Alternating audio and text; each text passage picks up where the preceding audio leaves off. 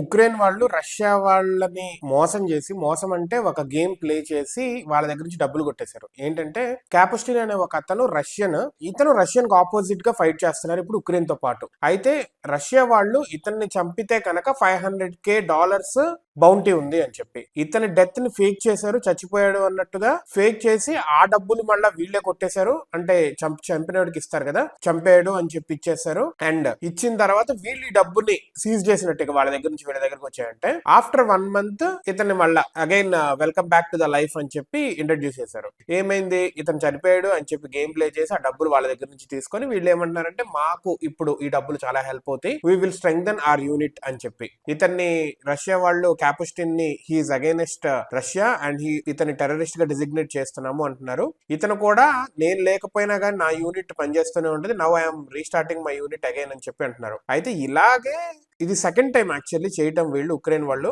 Russian journalist ఒక అతను 2018లో Ukraine లో ఉంటే పంది రక్తం మీద పోసి ఫొటోస్ వీటన్నింటిలో చచ్చిపోయాడని చూపించి దాని తర్వాత రోజే ఒక ఇంటర్వ్యూలో అతను అటెండ్ అయ్యాడు మళ్ళా. So same trick gimmick play చేశారు ఇప్పుడు. అండ్ రష్యా వాళ్ళు షాక్ అవ్వటం వాళ్ళ వంతైంది. We have to see Russia వాళ్ళు ఇంకేం చేస్తారో, లేకపోతే ఉక్రెయిన్ వాళ్ళు ఇంకా ఎలా వీటిని తిమ్మిని బమ్మి చేస్తారో రష్యా వాళ్ళతో.